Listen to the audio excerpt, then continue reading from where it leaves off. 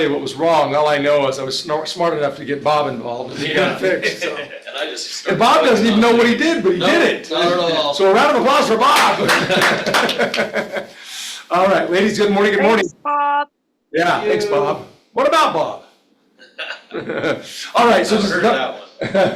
yeah, you've never heard that one, yeah. Mr. Originality here. So a few things. We've got base camp this week. It's a full week, no interruptions. So that'll be new, won't it? It's been a while since we've had a full week without interruptions. Base camp, I'm going to be leading that. We're going to talk about strategies to win listings, Aubrey, so be there or be square. We got book club this week on Thursday, and we're still reading Personal Selling. Yep. Do you know how far we are into the book? Halfway? Past, yeah, we're past the halfway mark for sure. I know we're after chapter 6. Okay. After that, at least. Okay. All right. We're in the amiable section, I guess. Is the Okay. You saw the drivers last week, and then I think we're gonna do amiable. Okay, cool. I tell people that I am a recovering amiable. And I usually get that laugh. And then I always expect them to say, well, what is a recovering amiable? Anybody want to ask me? It's a recovering amiable. Screw you, Fernando. I'm working on it. How did it work? He's like, I don't know what you're talking about. Why did you do that to me? Read the book. Yeah. All right, so let's do some goals and gratitudes, shares, victories. No, I'm just grateful for just the people that I get to work with, and just I think I'll have like 4 closings this month. Awesome. So it's kind of nice to be able to, Cool. to be involved. One of them was it's funny. It was a for sale by owner like last year. There was a couple, they were divorcing. It's down in Orem. They like did not use me, but I just kept going back, kept going over to their house, kept talking to them, kept following up, and even not. This was the couple that I went to. Yeah, Yes, I was yeah. just thinking of that. That sounds familiar. Yeah, so I just kept, I knocked all the doors, like 100 or more doors on their house. Put it out there, hey, this house is for sale, do you know anybody looking to move? Just try to do business, of course, and help them out. And eventually get the home sold. And I was like, great, you guys got your home sold. And just kept following up. Didn't hear back. One girl, it's a longer story than that, it needs to be, but. Oh, good. She reached out to me, just out of the blue one day, was like, hey, I just really appreciate your persistency and your diligence in following up. Yeah. I want to buy a house.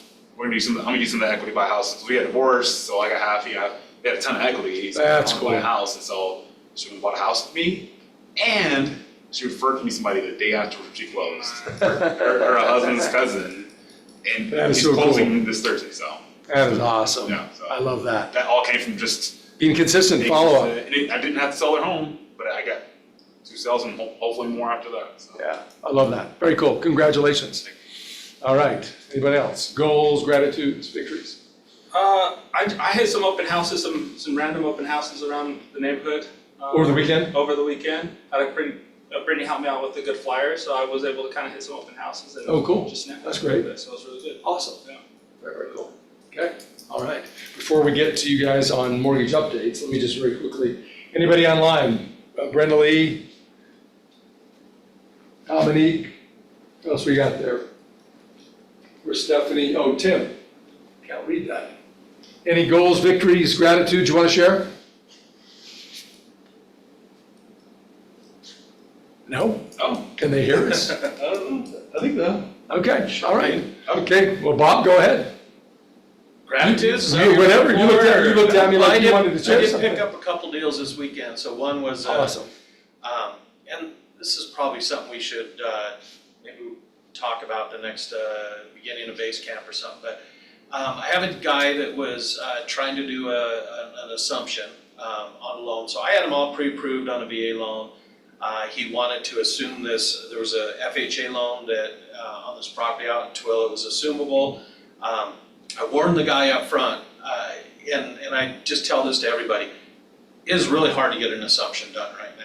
Banks are not wanting to do them, and the only thing I can think of is they're coming up with any and every excuse they can to not make it happen. They don't want these low interest rate. They want to get that stuff off their coupons books. on their books. Yeah. They would rather have it paid off and refinance and get another loan in. Do than something that. else with that money. Yeah. Well, they've given this guy the runaround, and now he has to close by the end of this month, and he's panicking, doesn't want to lose the house, and so I'm stepping up and making it happen for him. So I'm gonna do a VA loan for him. I've already got him pre-approved for it. So that's one I picked up, and then I have another appointment that, with one of my referral sources that I have for Wednesday night, so, Cool. with another buyer, so it was a productive weekend, so. Awesome. There's never a weekend for a loan officer, or time off anyways. Right. Same thing for agents. Yeah, on call 24/7, so. Cool, all right. And- So with the time we have remaining, I want you to write down these three statements. We're going to talk just a bit about these concepts. Number one, replace your judgment with curiosity. Replace your judgment with curiosity. Replace your judgment with curiosity. Number two, tell me when you're ready. Number two, tell me when you're ready. Ready you are. Okay? I really want to know. That's the statement. I really want to know.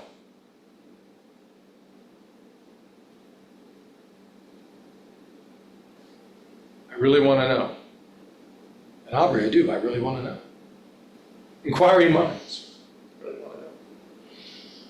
And then the third statement is dig deeper. Dig deeper.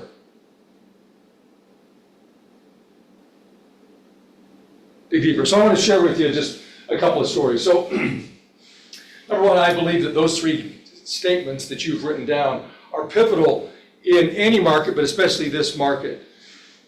You know, I think most people get into real estate not understanding what real estate is about, Fernando, and I would say the same as it relates to mortgages. We think, at least I did when I got into business, that real estate was about homes, was about real estate.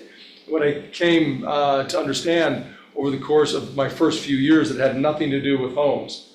Because I thought because I knew about homes and was excited about homes, I liked the concept of construction and all of this stuff, and remodeling, that I was going to be a great real estate agent. And of course, what I realized is that success in real estate has nothing to do with knowledge about that. Can it be helpful? Yes. Of course it can. But is that really the essence of real estate?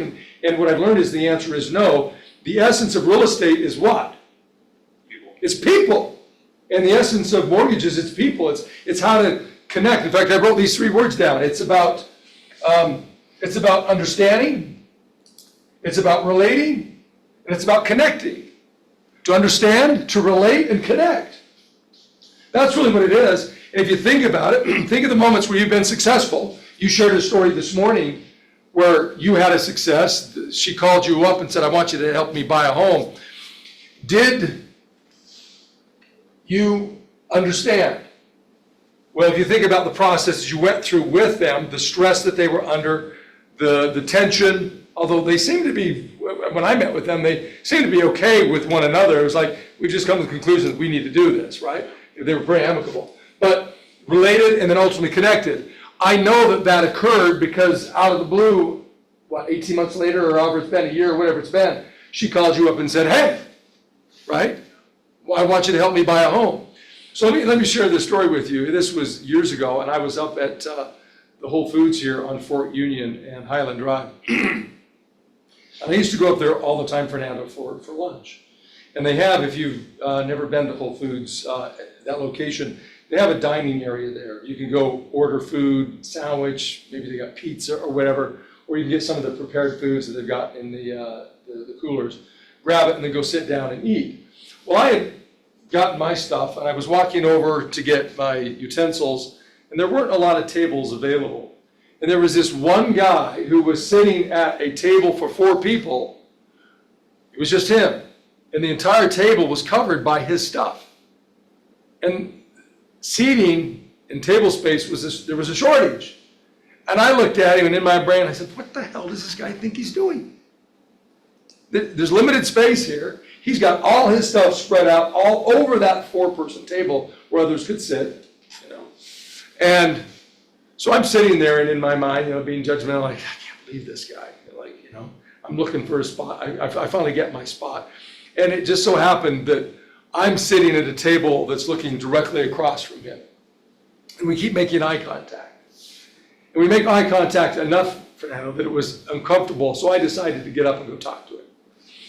Now, I didn't go up with an attitude of anger, but it was really more of curiosity. Because when I walked by him, I saw all of these books that were open.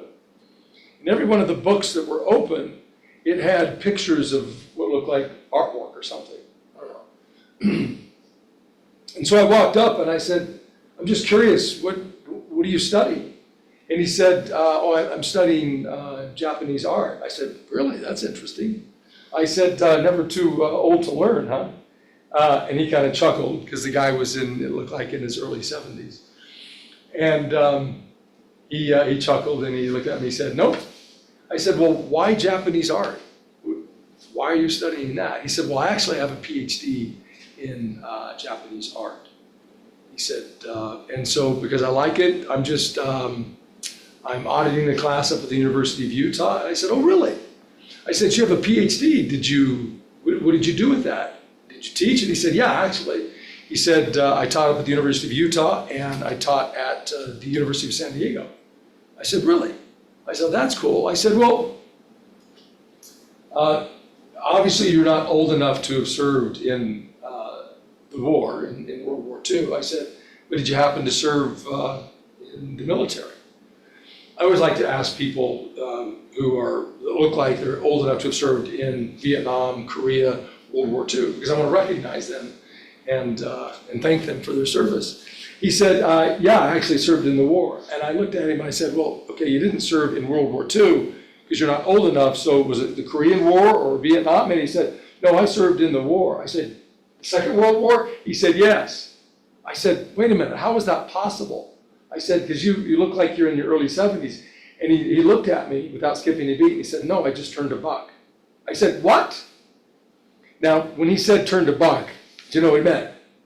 He turned 100 years old just a few months before I was, talking with him there. I said, you're kidding me. He said, no, I'm 100 years old. I said, well, I have to tell you, you don't look 100 at all, and you certainly don't act it. He said, well, thank you. I said, well, what did you do in World War II? And he said, well, did you ever see the movie Monuments Men? Have you seen that movie, Monuments Men? Where the band of guys go in and their job is to extract or protect the art that the Nazis took from various countries that they looted, right? Took back from those countries to Germany. He said, well, that's what I did, but my job was to protect the art in Japan. And I was actually the right-hand man for MacArthur when he went in. When the Japanese surrendered, my job was to go in to make certain that all of the artwork, the history, all those things that were emblematic of the culture of Japan were protected. And that's what I went in and did. I said, you're kidding me. He said, no. I said, so you knew Douglas MacArthur? He said, yeah, I spent a lot of time with him. I was right there with him the entire time. I said, that is so cool. Well, we talked some more, and at the end of our conversation, he said, you know what? Every year I lead an expedition to Japan. And I will take a few people with me and kind of show them around the country and show them the art and kind of give them, some perspective on the history of the country. And then, of course, what we did during World War II. He said, you're welcome to come if you'd like to. I looked at my watch and I said, I don't know, I'm pretty busy. I don't know that I'll be able to do that. I kind of chuckled and I said, of course, I would love to do that. He said, well, give me your information, I'll give you mine, and let's stay in touch. About that time, a guy walked up. It was, I guess, a friend of his, and he introduced him, and I gave that guy my information, and he gave me his. Well, I guess it was probably 2 months later, around June, we were supposed to leave, I think in September. That friend called me and said, Lennox is ill and he's not going to be able to go on the trip. I said, okay, but he said, we'll go next year, so we'll keep your information. Well, a couple months later, unfortunately, he passed away. But I share that story with you because the first concept was what? Yeah, replace your judgment with curiosity. I think oftentimes you're prospecting, or you're going to go prospecting, or you're picking up the phone, And our immediate thought is, and I know this is our immediate thought in most cases, our immediate thought is that the person that we're going to call or the door that we're going to knock on, the person's not going to be what? Not going to be happy. They're not going to be what? Nice. They're not going to be nice. If they're not going to be happy and they're not going to be nice, what are they going to be? They're going to be rude. They're going to be mean. They're going to be short or curt with us. They're not going to be friendly, right? In other words, we have this predisposition, this idea before we even start of what somebody is or what it is that they're going to what? What they're going to do. And I think the problem with that is that it creates a lot of impediment or blocks to the process of ultimately what we're supposed to do, which is to what? We started off with real estate isn't about houses, it's not about mortgages, it's about what? About people, about connecting with people, about understanding more, of connecting, of relating. I think that as adults, we lose our sense of curiosity.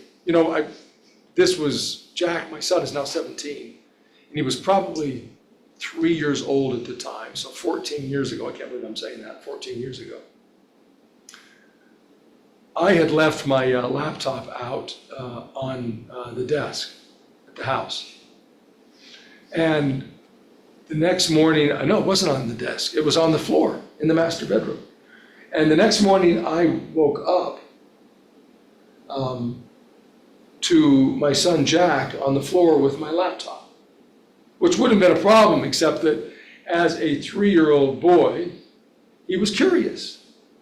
And he was looking at this thing, trying to understand what it was. He was inspecting it.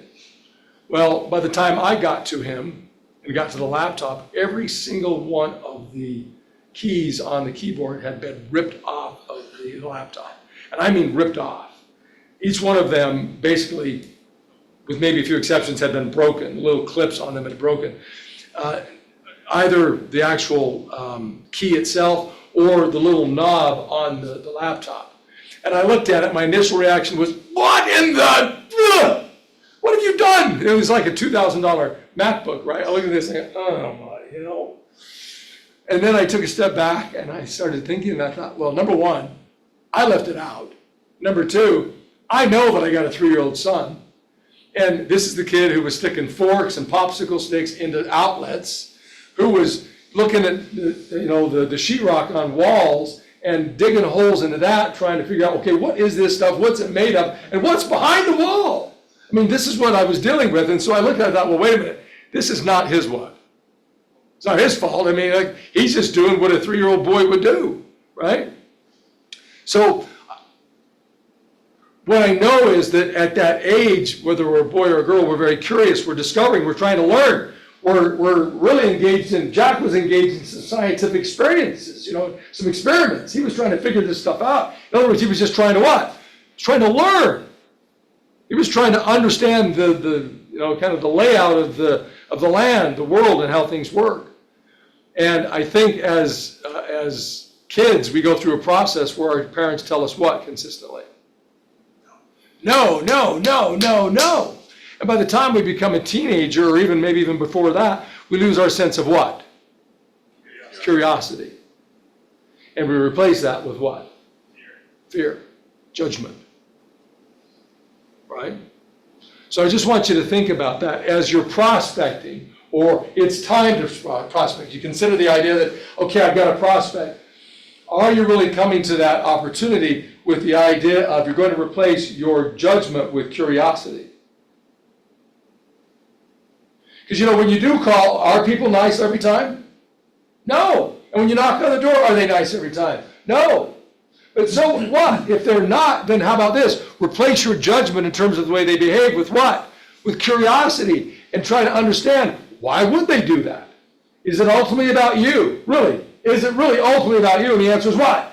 No, it never is.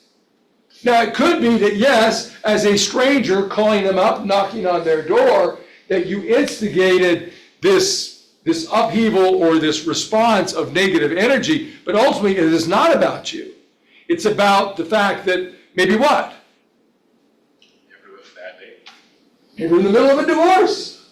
That would be a bad day, maybe, right? Maybe they're not feeling well mentally, emotionally. Maybe they're late for an appointment and they're frustrated. I mean, there are all sorts of answers that we could come up with that would describe, that would explain, that would excuse them of their behavior. But instead of doing that, most people will what? They'll take the response of the prospect personally rather than trying to understand why somebody would do that and ultimately to relate to them. See, what I believe is the more we can relate to another human being, the way in which they're responding, their behavior, the more understanding we will be. It'll be easier for us ultimately to what? Because we have to do two things in the business of mortgages or real estate. We have to build value and we have to what? Connect. We have to build rapport. And man, if we don't understand, if we don't seek to understand, if we don't replace our judgment with curiosity, if we don't ultimately, like I did with, the reason I share this is because I don't have it all figured out. I have to remind myself consistently. The reason I share these things with you is because I still am a student of this. I'm still trying to figure it out because I have a tendency to judge people. They cut me off on the freeway, immediately I go to what? Go to what? Middle finger. Middle finger, yeah, not quite, but I used to. I've pulled back from that, but it still my mind says, who the hell does he think or she think they are, right? As opposed to, oh my gosh, I wonder what's going on in their life that would cause them to drive that way. I saw a guy in the HOV lane this morning driving a Tesla going no less than 100 to 105 miles an hour, just whizzing down the freeway. And my initial response was, what the hell does he think? And then I stopped myself and said, I wonder why he's driving that fast. He's either late for an appointment, or maybe there was a family member who's ill or in an urgent situation and he's trying to get there, right? So I'm not here to say that I got it all figured out. I'm here to remind myself, because when I share these messages, it's about reminding myself what I know is important in terms of principles, philosophies, and standards in order to get the results that we want in life. So the first phrase you wrote down was what? Replace your judgment with curiosity. Number two, dig deeper. Notice what I did with this gentleman named Lennox Tierney. If you'll look him up, he's a guy who received the highest award that you can receive as a civilian from the Japanese government. I think they call it the Rising Sun Award, I think is what it's called. And if you get online and you look up Lennox Tierney, you'll see a picture of him with the ribbon and the medallion and a Wikipedia article on him about who he is and what he did. But I never would have even known his name had I not put aside my judgment and my anger, my frustration with him, and just simply started to ask what? Questions. I think what we do is in real estate is we get into this mode, number one, of fear of rejection, and then number two, feel like, well, we've got to present. I've got to present. I have to know what I'm going to say. And what I would say is, no, you don't have to know what you are going to say. You have to know what questions you're going to what? Ask. And what I know is that if you truly set aside your judgment and you're just simply more curious and you dig deeper, it will come to you, Bob. I didn't have a script when I started having a conversation with Lennox Tierney. I just looked at the books on his table and the fact that they were all spread out, and I wondered what he's doing. I wonder what those books are. Why is this guy who's in his early 70s studying a bunch of books on Japanese art? And it was because of that curiosity. I just let that curiosity flow. And one question led to the next logical question, led to the next logical question. In other words, what I did is I got out of my own head and I started to get into the head of Lennox Tierney. So, having said that, all I would suggest is this. When it is, you going to prospect today? Say yes. Okay, are you going to prospect today? Yes. Aubrey, you going to prospect today? Yes. Okay. So when you do that today, the single most important thing that I can ask you to do for your success in the process of prospecting is to simply set aside your judgment and be more curious. In other words, because this is really important. This is the most important part. It's making a mental shift of focusing on yourself. Oh my gosh, I'm afraid that they might say or do things that will make me feel bad about whom? About me and myself, right? And shift your perspective and your focus from yourself and on them.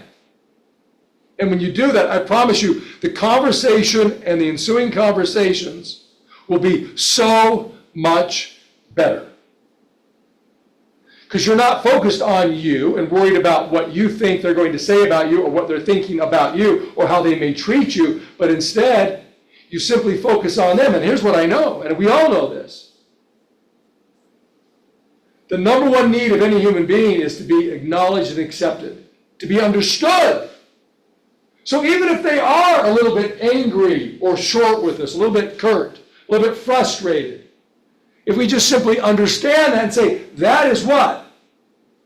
It's okay. It's normal. It's fine. Because it's not about me. It's about them and whatever's going on in their life. And if I have that perspective and can maintain that perspective, it allows me to break through that initial wall that everybody puts up, especially in situations where some random, not just stranger, but some random salesperson, it gets worse, right? You're a real estate agent, it gets even worse, right? Calls them or knocks on their door and says, hey, with your energetic smile, positivity, or attitude, and that may not be jiving for them at the moment based upon what's going on in their life. So my point is this, just simply take a step back, make certain you come to the process of prospecting and presenting with a mindset of focus on them rather than on you. Because when you say that I'm afraid to or I'm reluctant to prospect, it tells me that your focus is not on them, but it's on you. And when Einstein was asked the question why we're here, his simple answer was to serve. Well, when you're focused on yourself, then you're not in a state of what? Of service. And all I know is that when we find ourselves in a state mentally, physically, and emotionally, when we're aligned in those ways to serve somebody, those defensive walls come down because they feel safer, because they feel understood, they feel heard. And when people feel that way, they're willing to share things with people that they wouldn't otherwise share. Because imagine that I went up to Lennox Tierney and said, excuse me, sir, I don't know if you noticed, but there are just a very few tables here and only a few chairs, and there's a lot of people here. And you've got your books all splayed out here. You might want to close some of those books so people can sit down. I mean, that was my initial thought when I looked at it, like, who the hell does he think he is and what is he doing? Right? And I took a step back and said, no, come on, stop, don't do that. Find out what's going on. And when I did that, and then of course one thing led to another, I had, I wish that I'd had the opportunity to spend some time with him overseas, didn't. God rest his soul, but what a chance opportunity. So what opportunities out there in terms of your prospecting are there that maybe you're not availing yourself of because you don't come to the process of prospecting with the right mindset and you're not paying attention to those concepts that we talked about this morning. So any thoughts, any observations before we close this up for some affirmations? Yes? I think this was a speaker who gave this at back in college. He said, if you're ever on the road and you're driving, you get impatient, and you see somebody driving past you, whether it's he said for him it's man or woman, man's driving by, just assume that just imagine in your head he's having a heart attack. Or if you see a woman driving by really fast like crazy, imagine she's pregnant, she's got a baby. Yeah. If you kind of approach it that way, you're giving them kind of some grace. You're not just saying that person's an idiot, that way your day's not messed up. Person you're going to run into is not going to be messed up. Right. Instead of having this chain effect of negativity. Yeah, that butterfly effect. Yeah, butterfly effect. You're stopping it where you are. Yeah, I love it. And giving them some grace. And, consciously. Yeah, I love that. So That's great. I mean, it helps me a lot. I mean, I feel like a lot of the times I see, oh man, the guy's going way too fast. I'll stay out of his way. Right. Because maybe obviously in a hurry. Yeah. Got something important. Exactly. Yeah, I love that. Instead of thinking, oh man, that guy's an idiot, I'm not gonna let him over, and you get in his way. And, you see that all the time. Yeah, and it's like, you're gonna kill somebody. Then it escalates, and then somebody does. Yeah, which is crazy. So. Yeah, I love that. Yeah, very good. Thoughts, observations? So I'm reading How to Win Friends and Influence People. Yeah, that's a great book. And I think chapter number 1 talks about being more curious and baiting the people that you want to connect with truly what they want, what they want. So like, what do you use when you go fishing? You use a worm or a grasshopper. Right. Like, what are you going to bait the people you're wanting to connect or win from? What are you going to bait them with? Is with something that they they need and want. Yeah, I love that. And an extension of that then would be simply just ask questions about them and themselves, give them an opportunity ultimately to tell their what? To tell their story. And when you give people an opportunity to tell their story, of course, which is the most important story that they know, right? Because it is their story. And you listen, then of course they feel important, they feel heard. Yeah, and then it allows you to connect with them, which is what we're all trying to do, is connect. And when we connect, we feel safe, because there's strength in numbers, you know? Our caveman brain says that if we aren't connected, if we're alienated, that ultimately means death. So when we connect with somebody, the reason it feels so good is because our reptilian brain says, well, if other people like me, then I'm not alone, and when I'm not alone, there's safety and security, which means I'm going to survive. It's that base, it is that simple. So yeah, great observation. Bob, how about you, anything? No? No, I mean, it's all great. Okay, so just if you would, give us an update on mortgages as we wrap it up, and then we'll do some affirmations. What's going on in the mortgage world? Well, rates have been pretty good. Pretty good, they're the lowest they've been in 5 months. Yeah, That's no, a and nice they've been safety idea. staying there. The mortgage-backed security's down about 9 right now. I don't know if that has anything to do with the events that happened over the weekend or anything like that. I'll dig more into it right now, but Yeah. Anytime there's any uncertainty out there, you know, the markets do Yep. reflect that, so. Of course, yeah. I'm just glad that guy was not a very good shot. Because that could have led to, Oh, Yeah. would have been a could have disaster. been a civil war. Would have been a Yeah, disaster. yeah. That's one of those moments where everybody will remember where they were when they found out. I was watching it to Are you really, were you really? I was watching RSBN, it's just a network that carries all the